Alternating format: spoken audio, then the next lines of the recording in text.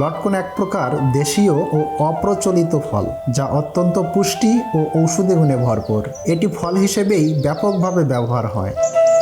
বর্তমানে এটি বাংলাদেশের নির্দিষ্ট কিছু স্থানে চাষ হচ্ছে, যেমন নরসিংদী, সিলেট, গাজীপুর, নেত্রকোনা ও ময়মনসিংহ জেলা উল্লেখযোগ্যভাবে। তার মধ্যে নরসিংদী জেলার সদর, শিবপুর, রায়পুরা ও বেলাবো উপজেলায় সবচেয়ে বেশি লটকনের চাষ হয়ে থাকে।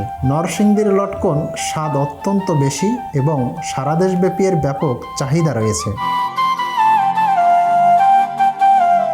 বাণিজ্যিকভাবে লটকনের চাষাবাদ করতে হলে অবশ্যই ভালো ও উন্নত জাতের চারা বা কলম লাগাতে হবে।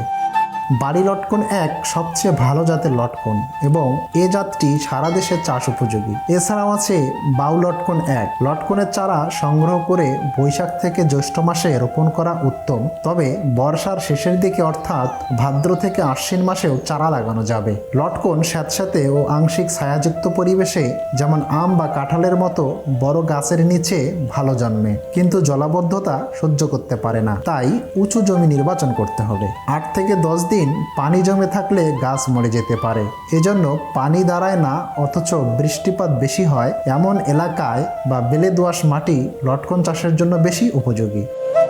চলুন আমরা আজকে বাগান ব্যবস্থাপনা সম্পর্কে জেনে নেই। প্রথমেই লটকনের বাগানে কয়েকটি পুরুষ ও অধিকাংশ স্ত্রী কলম সংগ্রহ করে লাগানো উচিত, তাতে পরাগায়নের সুবিধা হবে ও অধিক লাভবান হওয়া যাবে। লটকনের কেবলমাত্র ফুল আসার পরেই স্ত্রী ও পুরুষ গাছ চেনা যায়, তখনই বাগানে শতকরা 20 ভাগ পুরুষ গাছ রেখে বাকি পুরুষ গাছগুলো কেটে ফেলতে হবে। বর্ষার শুরুতে চারা রোপণের 10 থেকে 15 দিন পূর্বে 7 × 7 মিটার দূরত্বে 1 × 1 × 1 মিটার আকারের গর্ত করতে হবে। গর্ত প্রতি গোবর 50 থেকে 20 কেজি, টিএসপি 500 গ্রাম এবং এমওপি 250 গ্রাম সার মাটির সাথে ভালোভাবে মিশিয়ে গর্ত ভরাট করে রেখে দিতে হবে। গর্ত করার 10 থেকে 15 দিন পর ভালোভাবে আবার কুপিয়ে চারা বা কলম লাগাতে হবে। চারা লাগানোর পরপরই পানি ও খুঁটি দিতে হবে। ফল ধরার পর 2-1টা সেচ দিতে পারলে ফল বড় হয় এবং ফলন বেড়ে যায়।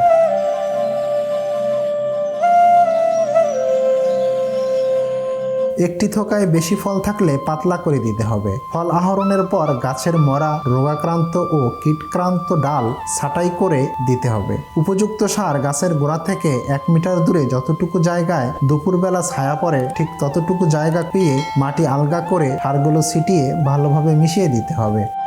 চলুন এখন রোগবালাই দমন ব্যবস্থাপনা সম্পর্কে কিছু জেনে নেওয়া যাক। কলেটোট্রিকাম সিডি নামক ছত্রাক লটকনের অ্যানথ্রাকনোস রোগের অন্যতম কারণ। গাছের পাতা, কাণ্ড, শাখা প্রশাখা ও ফল এই রোগ দ্বারা আক্রান্ত হতে পারে। ফলের গায়ে ছোট ছোট কালো দাগই এই রোগের প্রধান লক্ষণ। তাছাড়া ফল শক্ত, ছোট ও বিকৃত আকারের হতে পারে। এজন্য গাছের নিচে ঝরে পড়া পাতা ও ফল সংগ্রহ করে পুড়িয়ে ফেলতে হবে।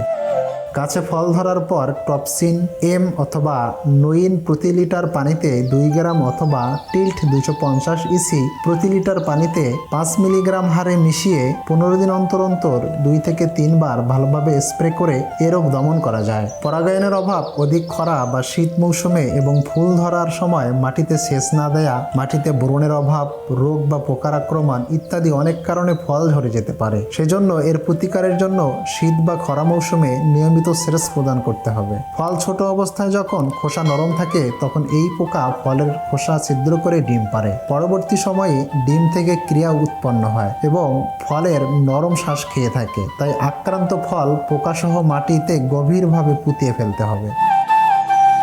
সাধারণত শীতকালে মিলিবাগ ও সাদামাছি পোকার আক্রমণে পাতায় সাদা সাদা তুলার মতো দাগ দেখা যায়। এর পাতার রস শুষে গাছকে দুর্বল করে। রস শোষণের সময় পাতায় বিষটা ত্যাগ করে এবং সেই বিষটার ওপর শুটিমোল্ড নামক ছত্রাক জন্মে পাতার খাদ্য উৎপাদন ক্ষমতা হ্রাস করে। শীতের শেষে অর্থাৎ ফাল্গুন মাসে গাছে ফুল আসে। আষাঢ় থেকে শ্রাবণ মাসে ফল পাকে। ফলের রং হালকা হলুদ হতে ধূসর বর্ণ ধারণ করলে ফল সংগ্রহ করতে হবে। কলমের গাছে সাধারণত 4 বছর বয়সে ফল আসা শুরু হয়। লটকনের চাষের ক্ষেত্রে যে কোনো পরামর্শের জন্য নিকটস্থ উপজেলা কৃষি অফিসে যেতে পারেন।